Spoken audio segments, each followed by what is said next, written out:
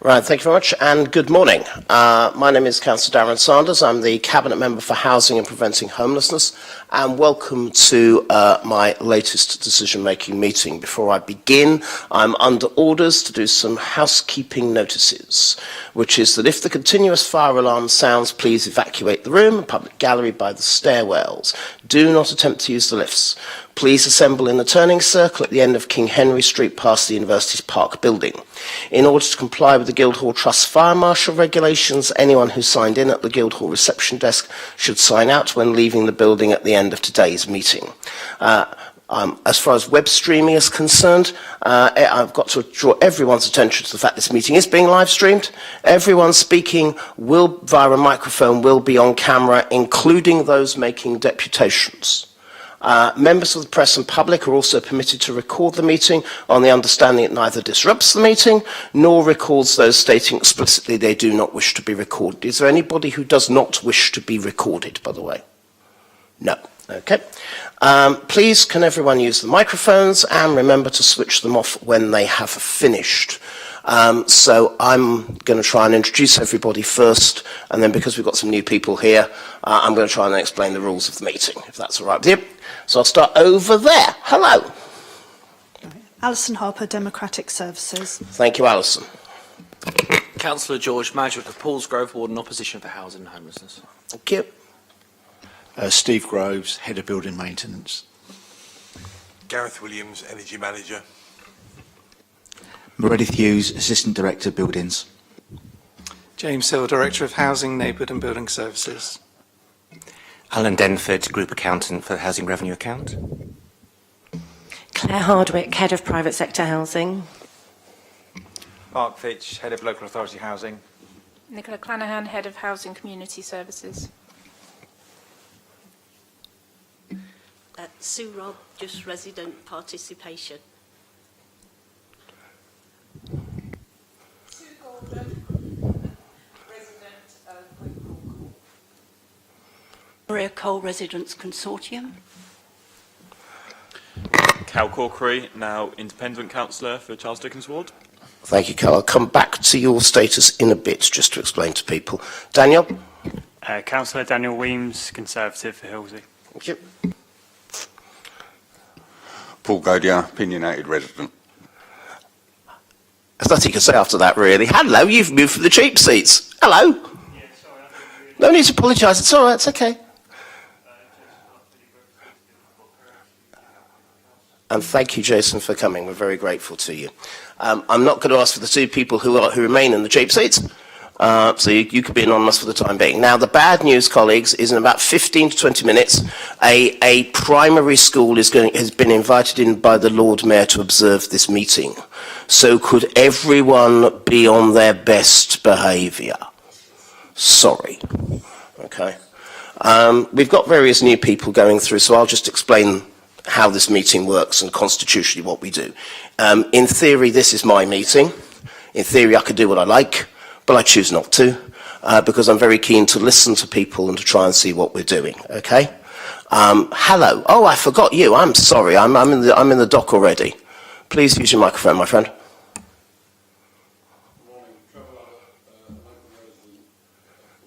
Okay. It took 7 minutes for me to be in the dock. So we'll go through everything when we start. We've got an agenda, but I want to try and make sure that we do right by as many people as possible. Okay. Now, I'm going to say, are there any apologies for absence? Okay.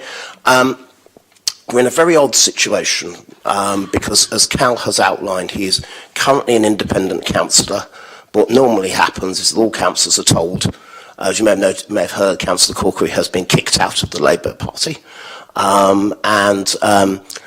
there is no Labour spokesperson for housing. We've not been notified of anyone, but Cal has asked to come along as a ward councillor for Charles Dickens, and has come up with some ideas which we shall return to during the meeting. So thank you very much for coming, Cal. It means that you now qualify as a deputy, but that should be fine. So what I'm proposing to do before I begin is to ask two things. Firstly, do any of the councillors here have any interests to declare? Cal? Personal interest in that I'm a council tenant. That's excellent, and if you were still the Labour Party's housing spokesperson, that will matter. But thank you very much for being open and honest about that, Cal. That's very kind of you. What I'm proposing to do, if that's all right, colleagues, is to take Paul, Cal, and Jamie's deputations now, so that we have as much time as possible to actually discuss what to do and the things they may say. If that's all right. Well, it doesn't have to be all right, that's what I want to do. So, in order, Paul, can you go first? Is that all right, Paul? Certainly, thank you. I'm only coming here as a resident, point out a few things. I'm a little bit nervous because I don't want to be here. I've got enough things on my plate trying to raise a family through the cost of living crisis and this bill that we've all got to. You lot got to balance the budget, we get that. But are you taking into account in March these tenants you're about to hit with a 100% increase in March are about to lose the vouchers that the government have given them? That's a 200% increase potentially in 1 month. Are you considering that everybody's bending over backwards to make budgets at home work? I'm not eating on every day of the week to make my budget work. You know, you take from Peter to give to Paul. That's the way it works. At the moment, you're taking from who? Because we ain't got no money. I ain't joking you. I don't eat 7 days a week. I ain't joking. Some of you know me. I'm an hard worker. Let me point out this. There's a lot of mentions in here about where the money comes from, where it goes. I'm a tenant. I'm going to list 5 things, just my property. Just mine. I'm one. Last 2 years ago, during COVID, I had 5 repairs for an elbow joint under my bath. That included 8 visits. On the 3rd, 4th and 5th repair, it was marked by management what needed repairing because there were fundamental failures there. That was under my bath. My boiler has been repaired in excess in the last 10 years 6 times, and every time it's the same piece that is failing. I get it, you've got a hard budget, and I'll tell you what's wrong with the boilers in my Pacific block. We've got high water pressure coming in, it messes with everything. But the reality is, 6 repairs? How many times have we got to pay for this same repair?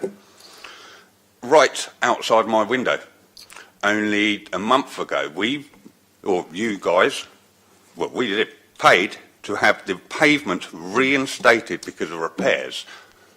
Here's the funny thing. I've lived in that block, in that flat for 11 years, and I can tell you right now on my children's names, not one resident parks on them pavements, it's all council contractors. So you're parking on them, and then you're repairing them, and then you're parking on them again. Out the front of my block, there's 3 wooden posts to stop people driving across the grass to make a shortcut from the road to the next road. They were installed in about 2012 by council to stop council contractors driving over it. No residents. These are money going out the window. I raised this 2014, 2015, 2016, all around that time when I was a councillor. Never got mentioned. I've raised it several times as a council tenant. It's never got mentioned. That's money out the window every single time a repair gets done. Heating. I have raised this several times. Any of you are welcome to come to my flat. Run your hands around any window, around any external wall, and feel the draft. When we are hit by a southerly wind, it's like living inside a whistle. It's not even draft proof. And you're wondering why we're paying so much. And here's the funny thing. This 100% increase on everybody isn't fair. I don't actually have my heating on. And I'll tell you why. Because residents below me and next to me have it on quite regular. Yeah? You do see people with the windows open and the heat. You can see the heat waves coming out of the window. You need to manage this, not whack us all with a 100% increase. You need to work out your tenants. You need to work out in some of them 2-bedroom flats that you're about to hit are families of 5. struggling, cost of living crisis. We're all doing it. You lot got to run the budget. God, my heart goes out for you. I'm so glad I ain't sitting where you lot are. Unfortunately, I'm struggling to feed me and my kid. You know? We just get through it. I'm going to sit down because it's damn hard at the moment. And you know what's shocking? I am surviving. I'm getting through this. There's people around me. I'm helping out and I'm struggling. You know? And yeah, it's all politics. That party done that party done that. But come on, you're running a budget. Take from Peter to give to Paul, balance that books, because you cannot take what we ain't got. Because the last point I'm going to make, and I'm really sorry I'm raising my voice because this is the truth, I can't afford it. What are you going to do to me and my kid when I can't afford it? When that debt goes up, which I've already got, what are you going to do? Evict me? Then house me in a hotel? Then give me another flat? Think of the money. You've got to do this right, gentlemen and ladies. You've got to do this right. We accept increase has got to come. God, we're paying the same bills. But not looking at March and April when you're going to hit us with a 200% increase. I tell you what, start saving money. Stop the council destroying our pavements and our council repairing it. Stop 6 visits for 1 repair. Come to my flat. I ain't joking. Come to me right now and check the drafts. Yeah? Save us some money. And then we might not be worried about us when you increase this by 100%. Because I tell you what, I've got no money. And I really ain't the one who's struggling the most. That is all I've got to say. Sorry about the emotion, but really, there are people struggling far worse than I am right now. So thank you very much for your time. Paul, thank you very much. I don't think anyone at all doubts anyone's sincerity in the nightmare that we are facing, and the nightmare before anyone today. So if you think we are, you're not.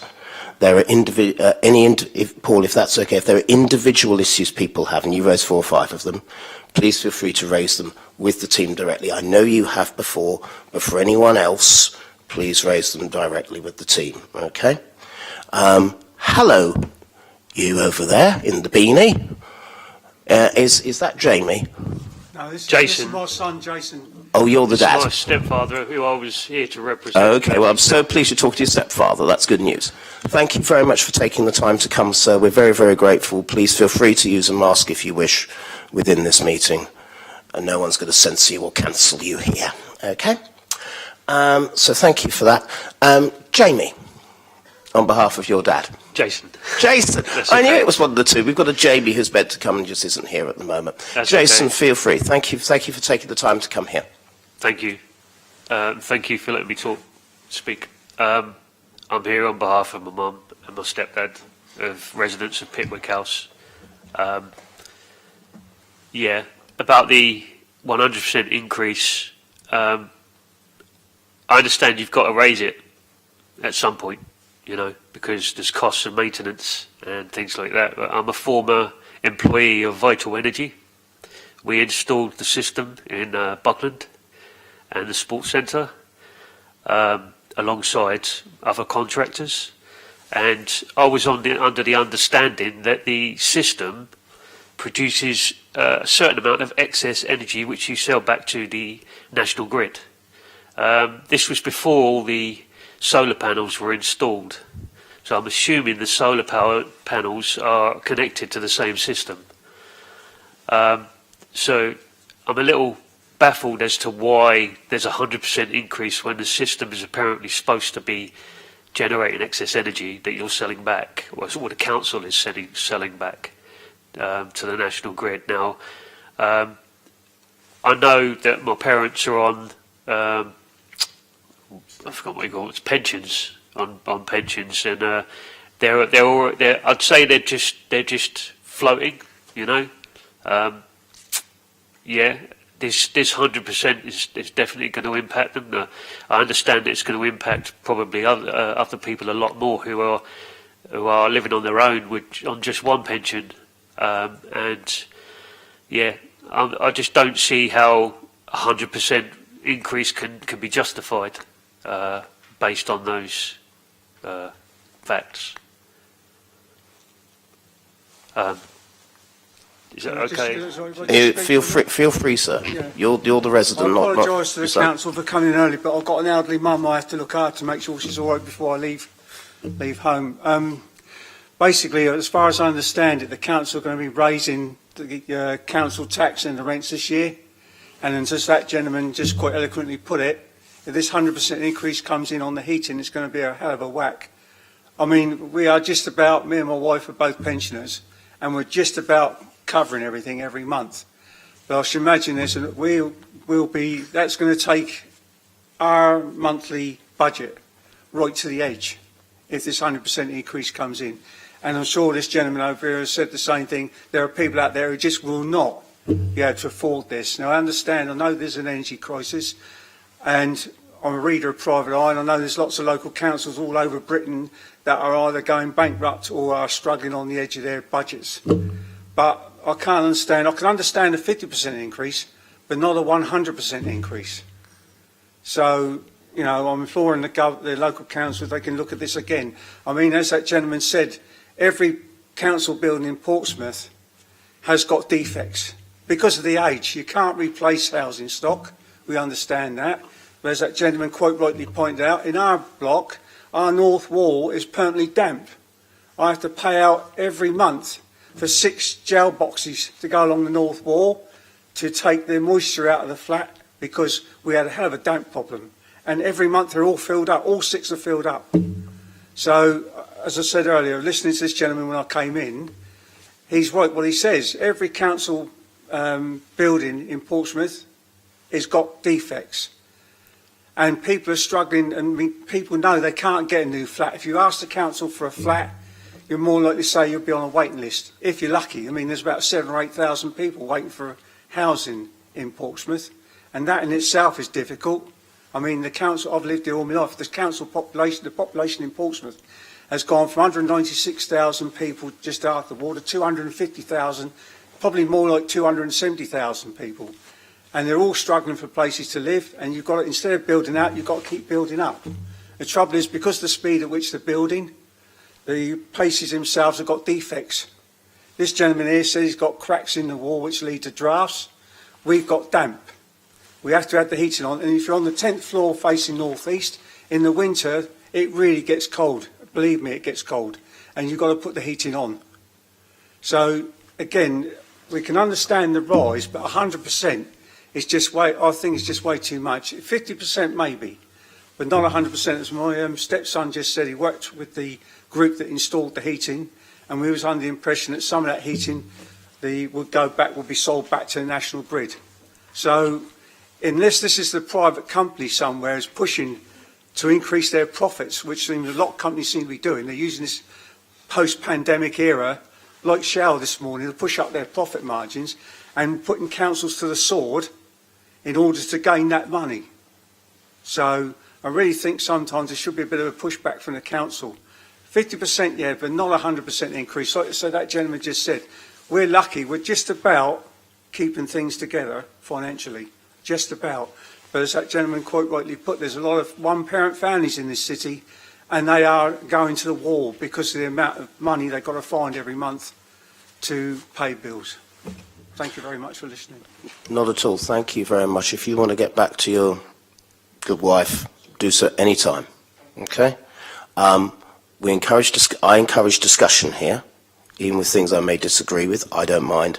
Just a couple of points of fact, if that's all right, which aren't correct. It's understandable you think that way. Don't worry, you're not the only one. But there are 2 things. One, there's about how many Portsmouth people are on our waiting list, James? Is it about 1,000? Portsmouth people, not people in Havant.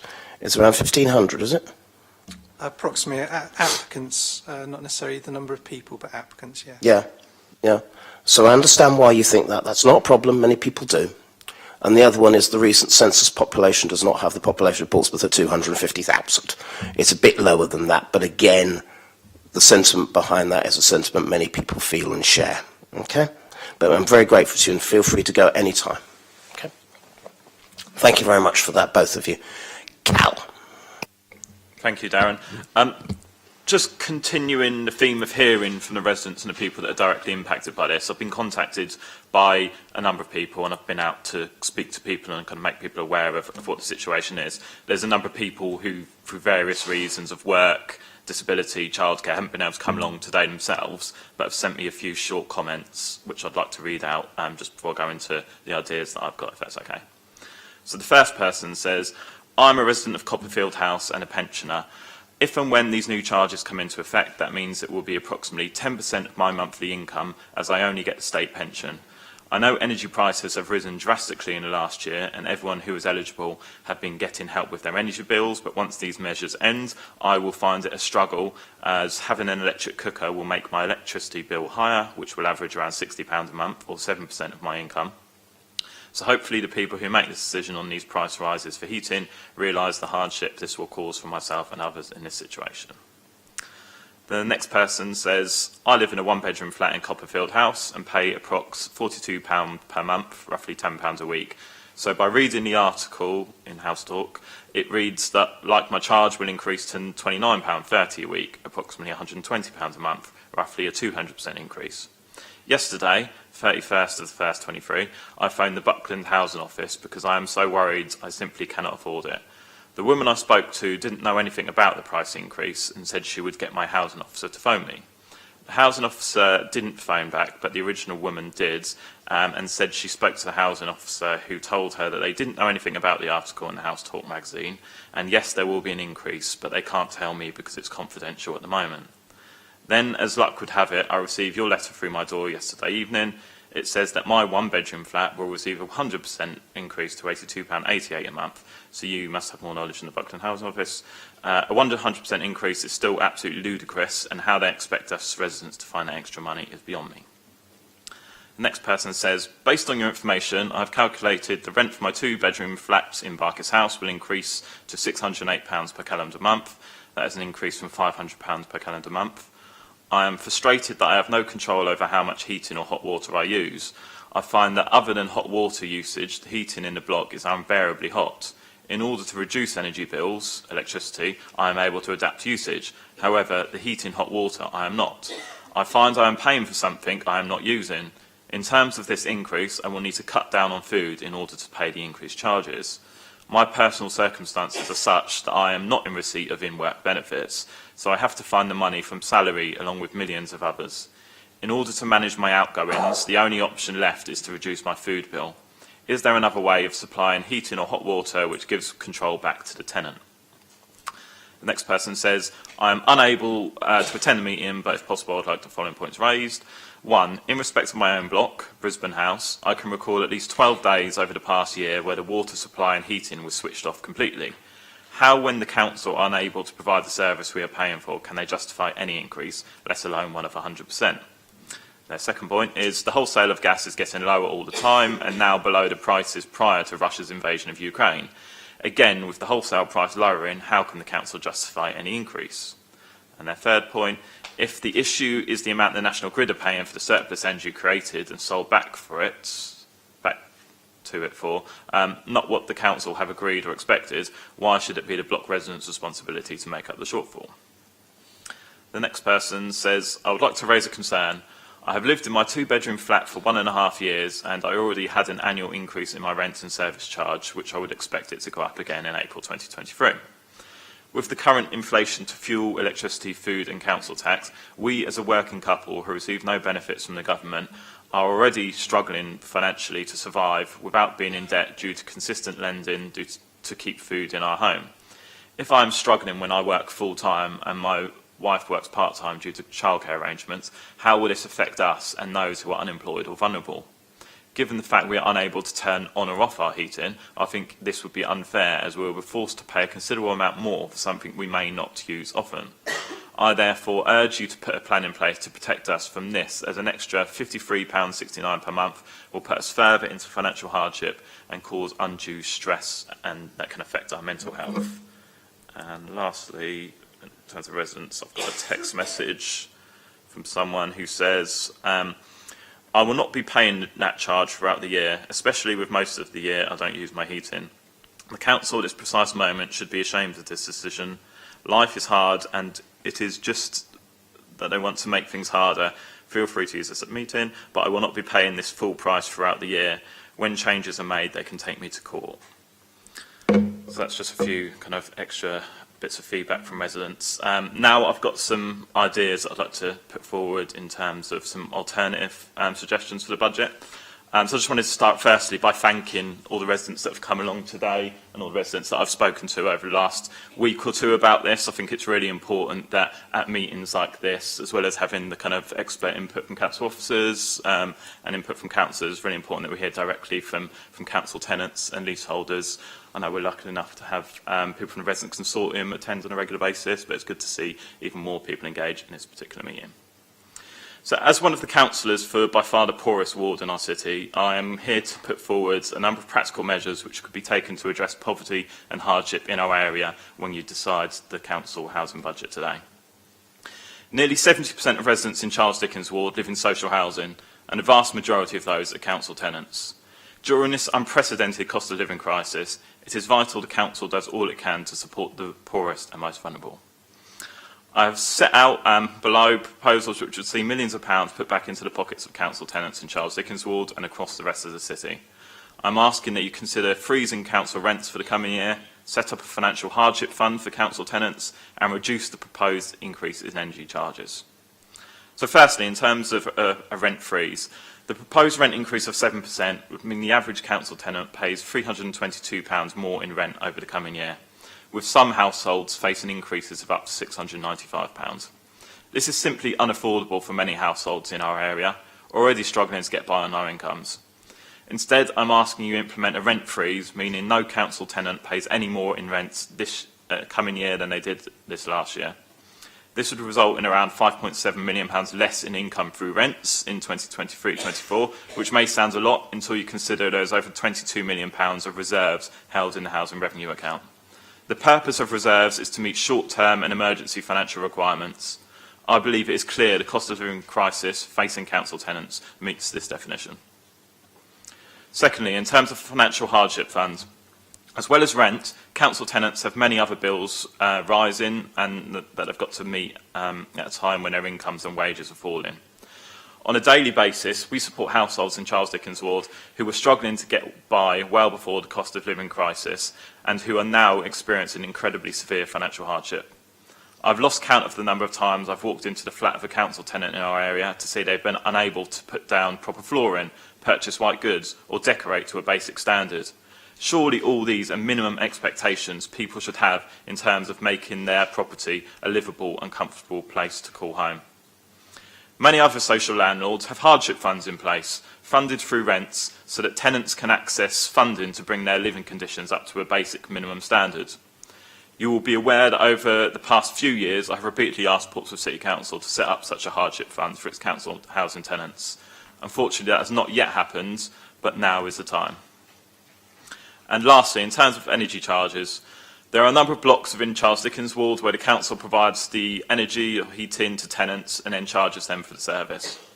The proposal within the report going to this meeting is to increase those energy charges by up to 100% or £755 a year for some households. We know domestic energy prices have increased significantly of late, but also that costs are expected to fall significantly in the coming year.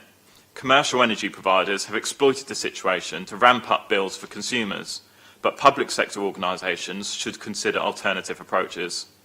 For example, given energy costs are widely expected to fall significantly in coming years, the council could choose to smooth out those costs passed on to tenants by averaging out expected charges over a number of years. This would mean bringing in the same level of income from energy charges, but over a longer period, giving households more of a chance to deal with their short-term financial pressures. On this basis, I would like you to consider limiting the energy cost uplift to any council tenant whose electricity and or heating is provided by the council to 50% in the coming year, with any additional costs spread out over future periods. This could save some council tenants living in our ward up to £377 in the coming year. I'd also like to point out that these proposed costs seem to be out of kilter what people would pay if they were receiving gas through their own metered supply. And I'm basing that on the fact that it's widely reported and seems to be accepted, and people can correct me if I'm wrong on this, but the average expected gas usage for a two-bed flat is 8,000 kilowatt hours per year. The current price cap for domestic energy supply is 10p per kilowatt hour and 28p per day standing charge, which would result in a £902 a year charge for gas to the average used in households, which equates to £75 a month for a two-bed property, which is clearly a lot less than is being proposed the council would charge to people living in the Dickens blocks. I think, just to conclude, these reasonable proposals would have a significant and positive impact on the household finances of many council tenants in Charles Dickens wards and indeed across the city. I would like to take these points into account and trust you will give them due consideration as part of your decision today. Thank you. Thank you, Cal, and thank you for sending those to me. They have been considered, and I'm sure they will form part of a discussion later on. So very grateful to you for coming, and thank you to all the deputies for coming. What I'm going to do is I'm going to talk for a little, we'll just discuss for a little while some other things that are on here, which may be slightly less contentious, before we get to the rent setting bit, if that's okay. And my friend, please feel free to go at any time, okay? I'm going to move to something slightly different, which is the item 3 on the agenda, which is the Park Homes pitch fee review. Claire. Thank you. So the purpose of the report is to present the options and agree the approach that will be applied to the upcoming annual pitch fee review process for April 23.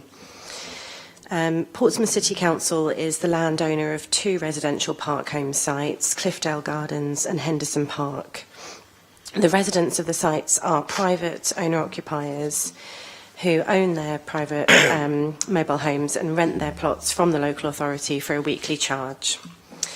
The pitch fee is a rental charge applied to park home residents to allow them to keep their mobile homes on the site.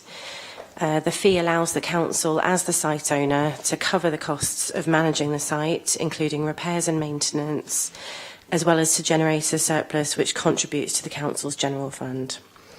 The pitch fee can be increased by up to the retail price index, often referred to as RPI, each year, as well as to recover the recovery of certain costs related to improvements to the site.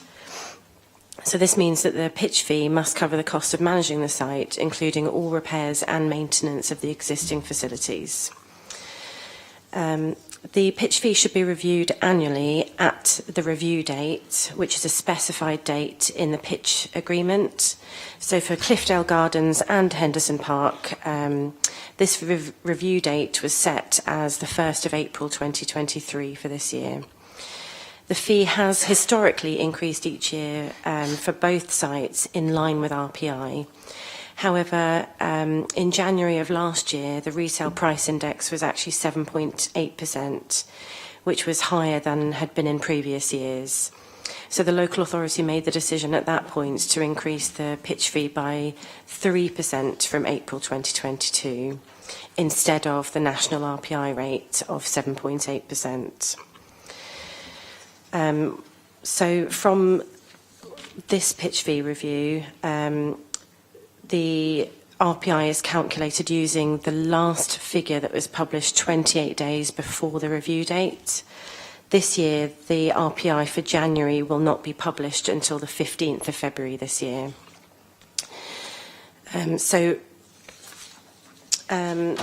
Cabinet Member for Housing and Preventing Homelessness is now asked to consider the options presented in the report to agree what the approach will be in applying the RPI to the pitch fee. So there are 2 options presented. Option 1 is to increase the pitch fee by 6% for 2023. This level of increase would be in line with the increase in costs for the local authority, but obviously lower than what we expect RPI will be for this year. Option 2 is to increase the pitch fee by RPI for 2023, which is the presumed increase each year.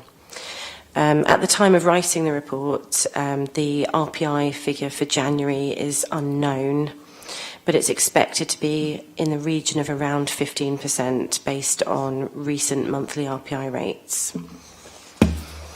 Therefore, to summarise, the recommendations in the report are for the Cabinet Member for Housing and Preventing Homelessness to take note of the recommendations and agree to either option 1, which is to increase the the pitch fee reviews fee by 6% from the 1st of April, or option 2 is to increase the pitch fees by the retail price index, which will be published on the 15th of February this year. Okay, thank you for that, Claire. For new people, what I do is I ask the Residents' Consortium first for their opinions as their residents, and then I go to my opposition political spokespeople, who this morning are Daniel and George, and then I sum up. Okay? Maria. Very sorry, Chair, but the 4 representatives of the Residents' Consortium had not received any paperwork as of this morning. Alison has managed to give a couple of us spare copies, but we still haven't had time to actually go through the reports. There are 2 words for that, Maria: unacceptable, frankly, and I'll be raising this later. And I apologise for this. But feel free to make any comments you feel you can make within the confines of all this, and I will deal with them later. Okay? Sue? No? Okay, that's fine. I'm sorry about this. As I said, this will be dealt with later with people who are not the housing team. You're up now. I fully understand, my love. Luckily, with the rent setting bit, which we're going to come to later, you have had presentations and stuff like that, so hopefully that'll be some help. But I'll carry on asking. Okay? Daniel. It seems to be pick one option over the other, where 6% seems quite reasonable versus what the expected RPI is going to be. In the very unlikely event that it's lower than 6%, would there be any room for manoeuvre to put the setting to that place? I know it's very unlikely, but I thought I'd raise that. And another point I wanted to raise for the people who are in Cliffdale Gardens and indeed Henderson Park, where they've had some negative press about having, obviously when they sell their homes, the council taking some money off of them. I just wanted to know if there's any discretionary funding available for those who may be struggling a little bit more than others. Okay, thank you for that, Daniel. I'll come back to I'll ask officers to respond to those points after George has gone. Is that all right? George. Thank you, Darren. When we talk about numbers, firstly, can we put the numbers into a financial context? When you say 6%, what is 6%? So give me a figure, because I like to talk numbers.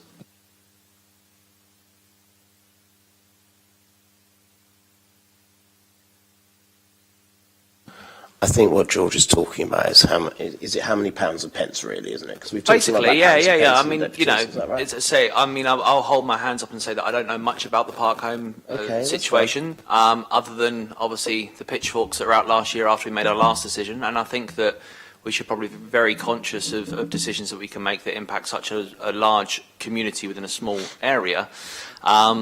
There's a big difference between 6% and 15%. So if 6% was of £100, it's £6. If it's not, it's 15. You know, so there's big disparities there. So if we can just get the figures in public, that'd be great. So in the report, under section 7, it actually gives an outline of what that increase looks like. So for the 6% increase, for a small plot, that represents £2.13 per week increase. Or for a double plot, which is the largest type of plot, £2.67 per week. In contrast, for the 15, what we project could be up to 15%, for a small plot would represent £5.31 per week. For a double plot, £6.67 per week. Wonderful. So with that in mind, Darren, I don't think massively the 6% would be unreasonable. I think £2 odd a week is more than suffice. But I kind of echo what Daniel says. I think it would be a good idea to look at the retail price, and then there's one scale. I don't know if you've got the discretionary to, but to fluctuate it within it. I think if you stick at 6% and then it comes out the report, it's a shame that we're not having the meeting in 2 weeks' time, isn't it? Really, but you know, if it comes out and the report says that it's slightly cheaper, then is there any method of being discretionary and putting it down? Because it would be wildly unacceptable for it to come out in the unlikely event of being, say, 4%, and then we've put 6% on there for no reason. I know it's a decision you're going to have to make, Darren, but yeah. Thanks for that, George. Claire, with regards to Daniel's points, I mean, as far as I can see, no one really knows what inflation is going to look like. I think the government is hoping that it's going to be about 5% by come December, which would suggest a median of 6 plus. I think that's one of Rishi Sunak's 5 promises, and it's the central assumption of the Office for Budget Responsibility. So we're probably looking at about 6%, and this is the retail price index, not the index everyone else uses. So I think it's 5.5% CPI is the central assumption of the Office for Budget Responsibility by the end of the year. So is it likely? I think Daniel is suggesting it might not be likely, but is it likely that inflation rate is going to be below? I mean, we're talking about median inflation rate over a year, aren't we? So the RPI rate that we should work to under the framework of the legislation is the published RPI rate 28 days before the review date, which is the RPI rate that will be published for January of this year, which we won't know until the 15th of February. For that rate, I think I'm no expert in RPI. I can't profess to be an economics expert, but it seems extremely unlikely that it's going to be lower than the 6%. But the legislation does restrict that anyway, so we wouldn't, unless there's a good reason, I think, is the wording of the legislation to go beyond the RPI rate. So if, for example, the RPI rate does end up being 4% for January of this year, we would be working to the RPI rate rather than above it. I hope that answers the question. Yeah, and then my second question was just about discretionary funding for those who might be able to not be able to pay the £2.13 per week. So I know there's a few people who naturally say other residents where that £8 a month is massive for them. So I just wanted to know if there's any way we can support them as residents. So we don't have a specific discretionary fund, but the officers do work closely with residents. If there's any issues around payments of their rents, they will go through all due diligence to try and put them in touch with any additional funding that they are not currently accessing that they could be, and any support that's possibly available for them for that. Perfect. And I've got one which isn't in the report, but it's something from my casework through my employer. I just wanted to know where we were, seeing as everyone's here. There were some issues where the landlord, the third party, wasn't transferring over the energy grants. So I just wanted to know what work's been done on that to make sure that all the money that's coming from central government isn't going straight to the landlord, it's then getting passed over to the tenant. I don't know if you've got an update. Sorry, it's just something that's just popped up in my head.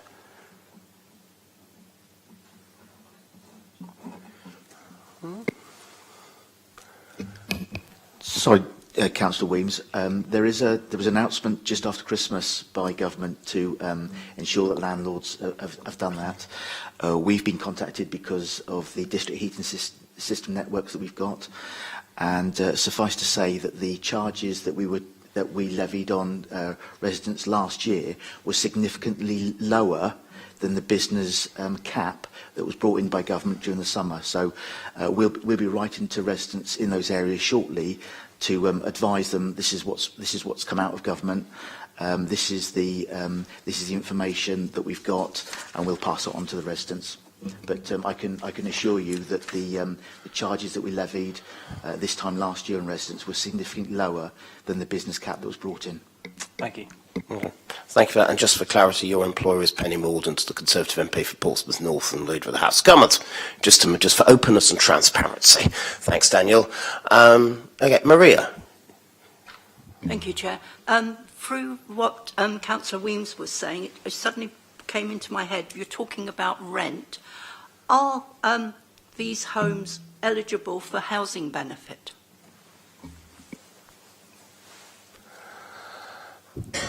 There are some residents who are in receipt of housing benefits. That's okay. Thank you very much indeed. George very kindly mentioned pitchforks that came my way last year. with regards to this group of tenants, with some justification. Luckily, they're all at my back. But I think the key thing in a lot of this meeting, because it reflects the deputations earlier on, is just trying to mitigate the cost of living crisis for everybody. I think, Maria, one of the problems with people here is they're going to be subject to the massive increases in mortgage rates and in interest rates that have come as a result of tanking the economy. So therefore I have to be very careful. I would love to use the lower CPI level for this group of people, but legally we can't. I take on board Dan's point about discretion and stuff like that, and I think Claire will go away and have a look at that. I also think that despite what George says, which is sort of basically back them for the most amount of money, I think the other aspect, which is that there will be significant increases in mortgage rates coming for most of this year, means that the idea of increasing their charges by 15% is frankly for the birds. Because in order to mitigate the cost of living crisis for as many people as possible, I think the only sensible option is the option to increase it by essentially an average over the year, which I understand the council is using to try and deal with its own costs across the piece, which is 6%. So therefore I am recommending, well, I'm agreeing that we pursue a 6% rise, as 15% frankly ain't on. Particularly for many pensioners. There's a disproportionate number of pensioners in there as well, and that ain't on. So I think that's that done. Next is the private sector housing fees and charges. More pitchforks on the way. Claire. Thank you. So the purpose of this report is to present the proposals for the private sector housing fee adjustments for charged services to ensure that they achieve cost recovery.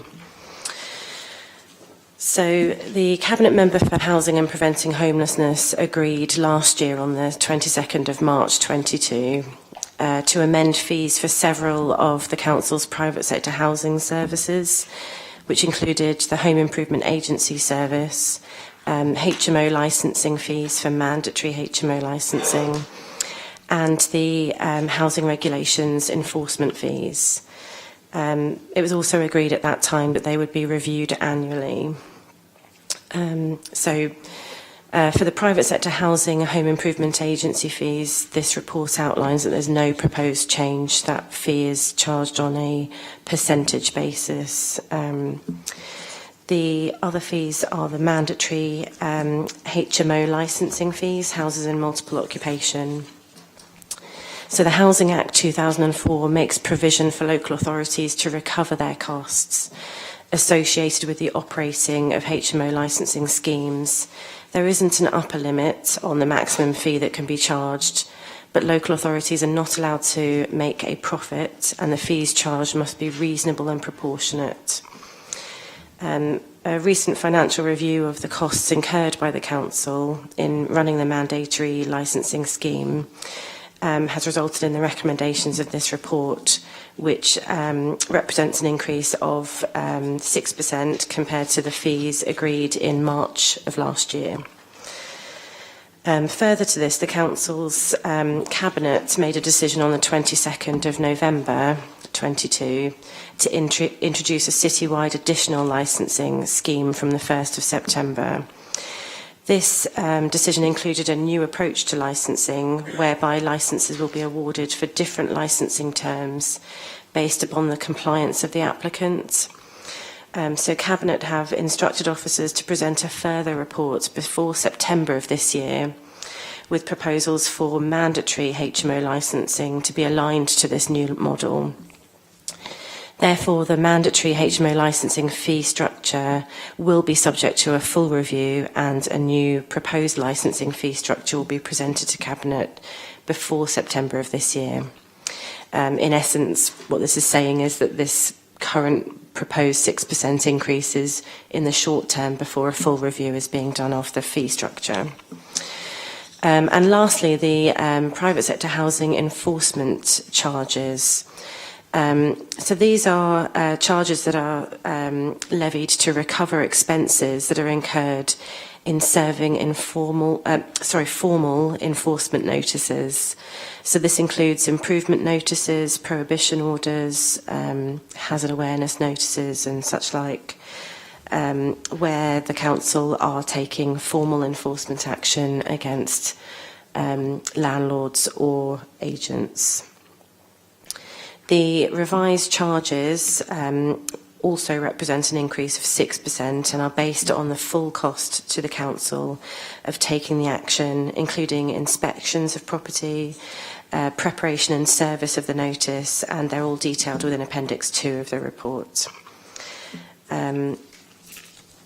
So to just summarise, the recommendations of the report are that the Cabinet Member for Housing and Preventing Homelessness approves the proposals for the private sector housing fee adjustments for mandatory licensing, which is outlined in Appendix 1 to the report and commences from the 1st of April this year.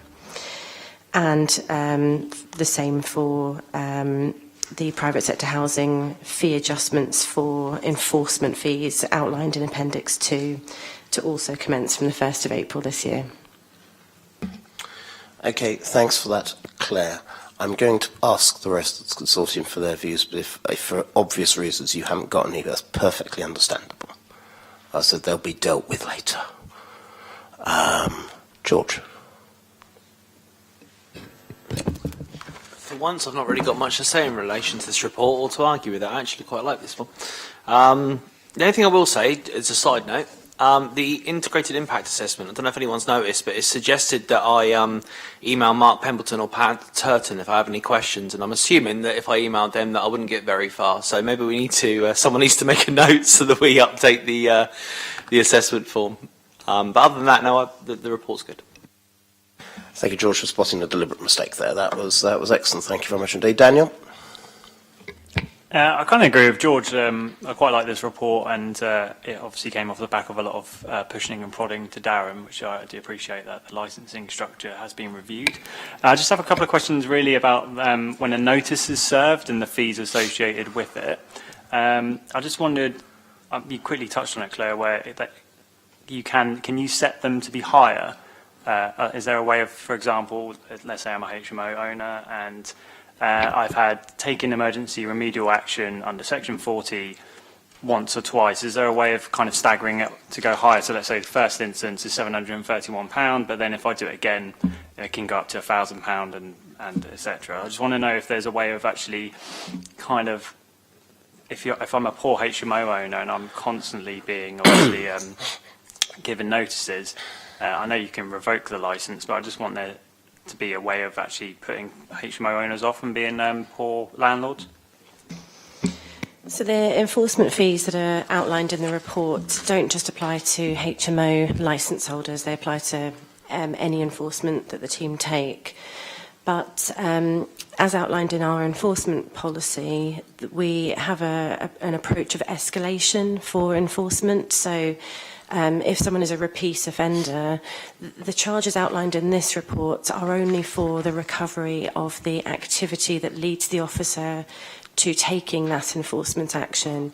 There are also all sorts of other penalties and punitive action that we take. So we may look to prosecute a landlord for repeat offences, or there, as outlined in our policies, there's lots of situations where we may levy a civil penalty notice, which can be really quite severe actually in terms of the monetary penalty there.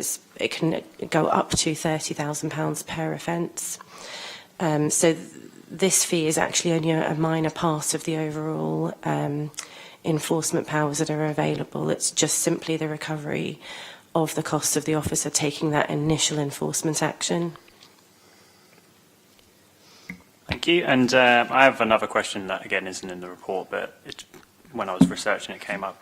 I just wanted to know whether you could send me any information about rent repayment orders for HMO landlords, if you've got any data on that. It doesn't really relate to the report, but while you're here, I just thought I'd ask. Thank you. Thank you for that. Feel free to ask any questions of any officers at any time. You also, constitutionally, you're allowed briefings as well, so feel free to take that offer up at any time. I know you do. I'm not allowed to know what they are, but I know you do. So feel free to go straight away. Okay, that's lovely. Hello. For those who don't know, we are being greeted by a primary school in the city, who most of you can't see, but I can. So hello. Blimey, you're well trained. You're better than me at Northgate, I tell you honestly. So thank you very much for coming. I've told them all to behave because you're good. All right. So thank you so much for coming. We're very grateful to you. So we're now presented by primary schools. So the very best of order, please. Thank you. A couple of points. Firstly, thank you very much, Claire, for the report. Thank you very much for the favourable comments from Dan and from George. I have to say, Dan, that I know you've written to me more than once about this, and you've been pushing an open door, as you well know. When Liberal Democrats resumed running the city in 2018, we did so on a policy of extending licensing to the whole of the city. That was the then additional licensing scheme, and I'm delighted that we've been finally able to fulfil that after we were told we couldn't pursue the additional licensing scheme because it was working too well. So I'm grateful to you for that. Thank you for your pressure to us on that. That's very grateful. HMO licensing in particular is always a bit contentious, as they more than one landlord has told Claire and me and everyone else that Liberal Democrat policies will mean there are fewer HMOs in the city. Apparently this has led to cheering on the streets of various parts of the city, when I keep telling people. So I don't believe it for a second, frankly. But we do have to do right by various people. And so I'm happy with the overall consensus here to go along and accept the two recommendations that you've given us, Claire, and I'm very grateful to you for the clarity with which you've done that, so it's very kind. And if you're not needed, you can leave now if you want. Thank you very much. Okay.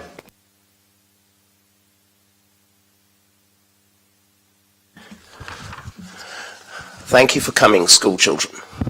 They've gone. They clearly had enough. They should come to a full council meeting. That's where the fun starts. I'll tell you. All right. Item number 5: city fibre in council estates. Mairead. Thank you, Councillor Sanders. This is an information-only update report for your good self. And you will recall that in January 21, we presented a paper to Housing Cabinet advising that we'd be working closely with City Fibre through a non-specific wayleave with them in terms of installing full fibre infrastructure to our PCC housing blocks of flats across Portsmouth. This provides then the necessary cabling and full fibre infrastructure that internet service providers and that can link into, ensuring that residents, where they choose to have it, they've got access then to the full fibre platform. This is the second update that I've brought to Housing Cabinet. I brought a similar report in January of last year, and the purpose really of the report is to update on the progress in the last 12 months and to advise of any significant developments during the past 12 months. I think the key things to focus on, and I'd highlight to you, is in item 4.6 of the report, that over the last 12 months we've connected over 283 blocks of flats across Portsmouth to the full fibre network, which has released just under 2,500 individual dwellings, which then are capable of receiving the full fibre. As of tail end of last year, just before Christmas, City Fibre had advised me that 41 new customers had signed up with internet service providers on using that full fibre platform, and those numbers are increasing. In terms of context, that means that since we started the programme in March, April of 2020, 21, over 460 blocks have been completed, and over 4,000 individual flats have had the connection to their front doors, and now are capable of receiving the full fibre platform. In terms of in the future plan, so next year will be the third year of the programme. the plan is to bring on another 2,000 dwellings online to be enabled then to receive then the uprated system. The other point of note, I think, within the report is item 4.9, which advises that in October of last year, PCC and City Fibre added a supplementary agreement to the original non-exclusive way leave that added in our flats and blocks of flats in the Havant area, including Crookhorn and Weacott Farm, so we could extend that offer out to our residents, our HRA residents that live out in those areas. And we've worked closely with our colleagues in Havant Borough Council in terms of making sure that works that works smoothly. And I think we're due to start completing some of the first properties out in Havant shortly. The overall programme of works to the housing revenue account properties is to be completed by the end of 2024, and that works is in progress concurrently with the works that you'll see happening across the rest of Portsmouth, where City Fibre are installing a full fibre network for the rest of the city. We work closely with City Fibre to ensure that they work in accordance to our necessary specifications and to the high standards that we expect, both in terms of the work they do, but also to minimise disruption to our residents. And we hold quarterly strategic meetings with their senior management team, but also regular operational meetings with their team on the ground. To ensure that any issues that we receive either from residents that might be affected by the work or our own staff are taken on board and improvements are made. And touch wood, the issues that we've had around the installations in our blocks of flats are few and far between. And I think the good working relationship we've got with officers within building services and City Fibre have ensured that disruption is mitigated, etc. I think the only thing I would add is that we're obviously continuing to deliver the programme across the city, and it's the intention to bring another report next year to give you a further update in terms of the progress both on Portsea Island but also within the Havant area, and then perhaps wrap something up in the early part of 2025 where the whole scheme across the city and Havant will be completed. Thank you for that, Mairead. That's very kind of you. Residents Consortium. People. Sorry, I'm sorry to demean you in that way and dehumanise you by calling you people. But any comments? I mean, has anything been picked up about the overall quality of the work that's been done? I just wonder why is it, if there's 2,000 people that can now access City Fibre, you've only got 41 people that have actually chosen to do it. Yeah, that's a very good point, Maria. We continue to work with City Fibre. They've got their own promotion and marketing materials to bring people on board, but we've had a number of articles in House Talk highlighting the advantages of the full fibre platform, etc. The local managing director of City Fibre presented at a recent residents consortium about the advantages, etc. And they'll continue to promote that across the across the next 18 months to completion. Just as part of that, when I switch my computer on, I often get adverts for City Fibre telling me Portsmouth is now covered. So it is going out, I know, to people. Do you think so few people taking up because of the cost? Because we all know that in April, broadband is going to shoot right up. I mean, I may not even be able to afford broadband anymore. No, I agree, and I know when a regular feedback to City Fibre, both from myself and Councillor Sanders, has fed back to them, and also when we met at the Residents Consortium, one of the key issues that we're concerned about is making sure that there isn't a digital exclusion for people in local authority accommodation. We've put the infrastructure in. and we're working closely with them and their partners really to see what they can do in terms of, are there social tariffs, are there almost like perhaps internet light packages that can be offered, etc., where it may be just an email and a small offer that can be made to make sure that the systems and the packages on offer are affordable for all. But again, it's a marketing, and it's within the gift of City Fibre and their service providers. But certainly myself and my staff will continue to push them hard to make sure that as many residents as possible can join the system. Okay, I've got you go first, and then I go to Sue. This is all after you, Claude. I like this. No, you have a domestic first. Sort it out. Yeah, when City Fibre did their presentation to the Residents Consortium, I had a concern then that, would the cost be competitive or would it be out of reach of people? And I think what's worrying is the low numbers that have taken it up so far. So I agree with what's been said.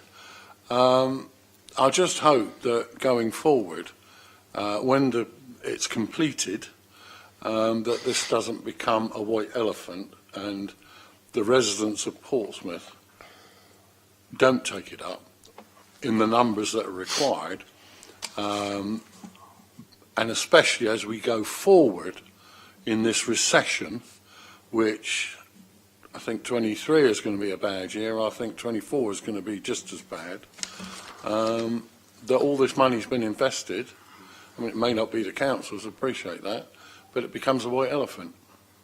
Thank you for that. I think we'll come back to that, if we may, just in a little while, because there have been discussions around that sort of thing. Right. So very grateful to you for raising that. Sue?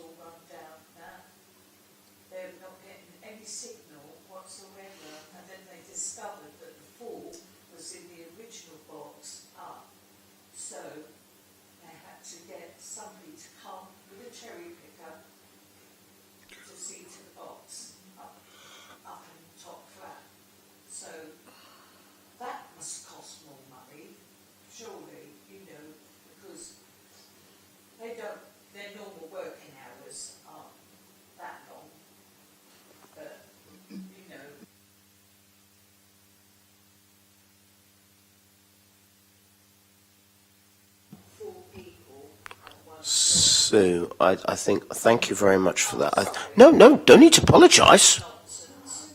Actually, no, you don't. If you think you do, get out of here now, because you don't.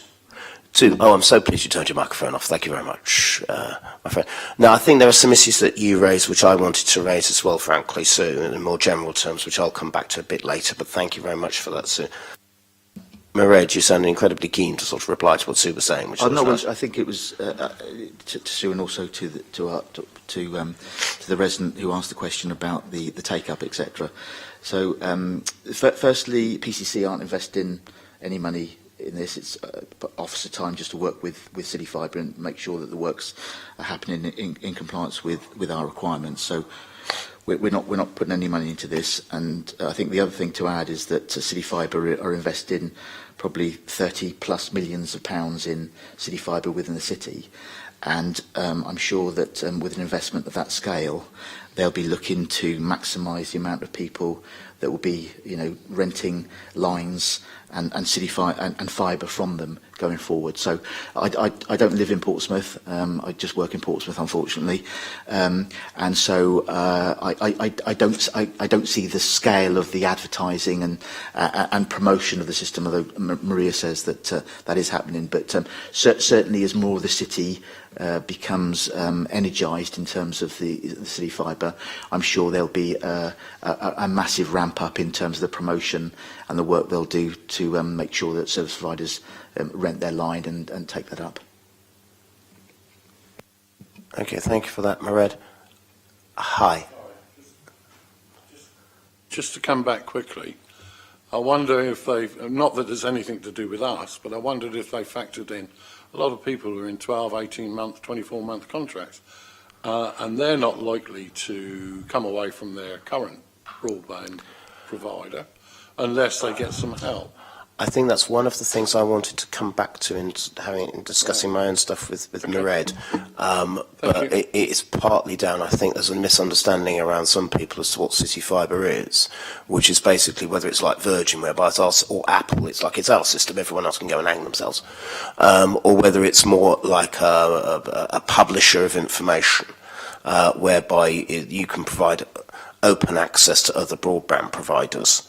And that in itself can then change things. People go, well, I can now have fibre when I didn't have it before, and so can I look at a cheaper deal within their contract? So there's that sort of stuff that could be coming, but it's a fair point. Daniel?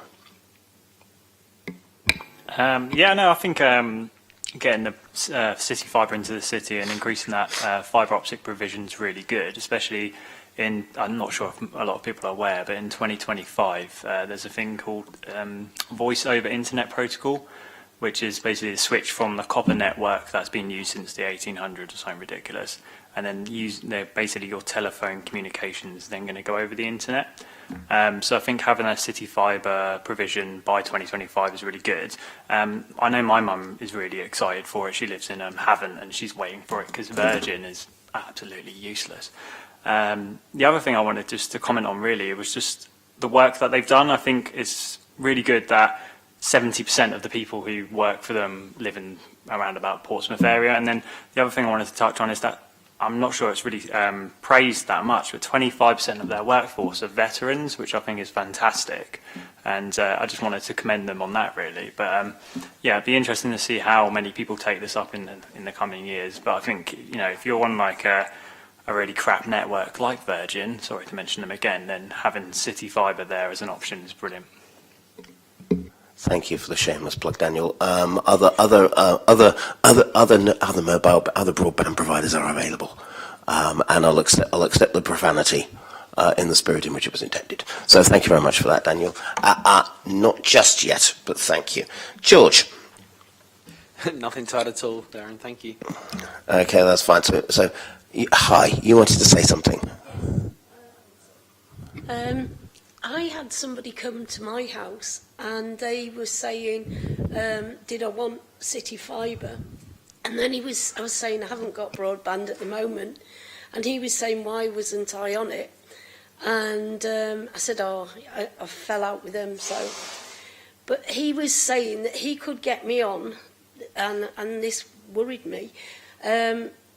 All I needed to do was give a different name and he'd get me back onto a system sort of really fast, and he'd done it several times for several people, and I thought, and I couldn't sort of see who he was because I'm visually impaired, but I was thinking, how many people has he got sort of... I would suggest, my love, if you have a complaint like that, then please refer it through to your local housing team in your area if you have complaints like that. All right, thank you.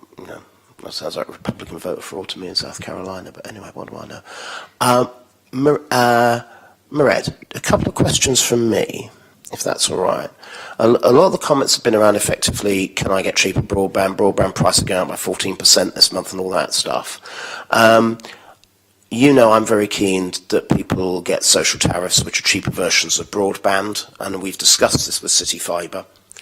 What is our approach to encourage people to get, to cope with the cost of living crisis by getting cheaper broadband?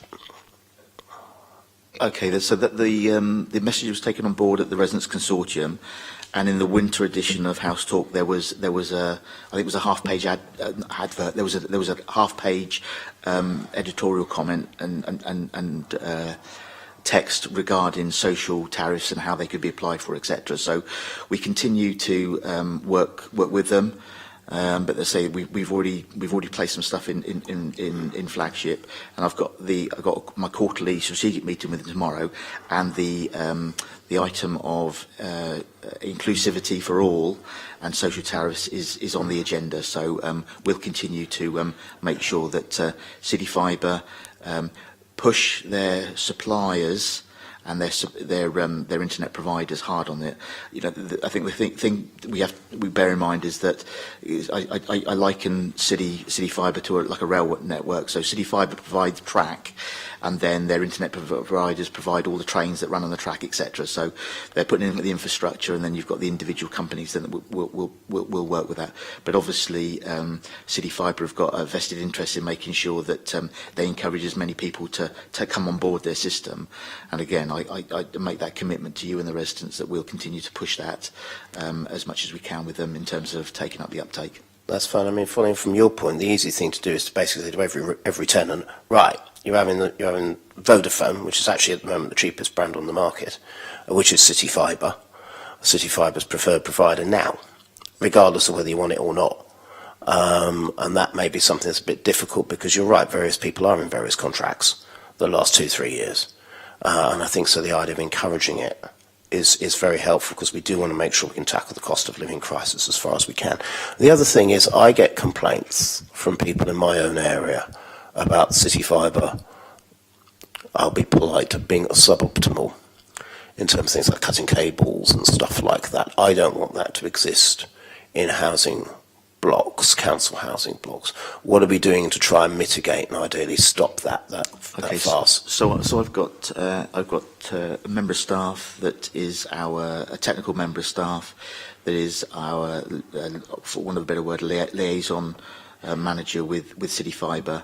They meet on an operational meeting basis, so at least once a month, and sometimes more frequent as new schemes are coming on. They provide us with a detailed plan and installation pack in terms of where the cable's coming into the building, how they're going to be routed, how work's going to be fire stopped, where holes can be drilled, etc. And before any works are undertaken in the block, we sign that off and agree to it, and then we ensure the work's carried out correctly on site, and then we also sign off the work on completion. So we've got quite a decent, we've got quite a detailed quality control working with City Fibre. So their work doesn't compromise anything that we may have done through planned maintenance, etc., etc. That's really helpful. We don't want cables being cut, which is what I've had local residents in Baffins talking about, I have to say. But with those provisos, which are very welcome, like everyone else, I welcome this report. Like Daniel, I'm delighted that they've got as much local labour as they have, as many veterans as they have. I know from the fantastic work Forgotten Veterans have done with ponds in my own ward, that they are absolutely fantastic when it comes to these sorts of things, and it's an ideal way of using their time and their labour. And so on that basis, I'm happy to note this report, Mairead. Now, I want to do something that embarrasses politicians, not least me, which is I would like to adjourn this for 10 minutes whilst I use the facilities. So my apologies for that humiliation, but I'm proposing that we restart at 11:31, if that's okay. I think coffees are available from Guildhall Square for everyone else. I'm off to the Boismond. Could you just turn the...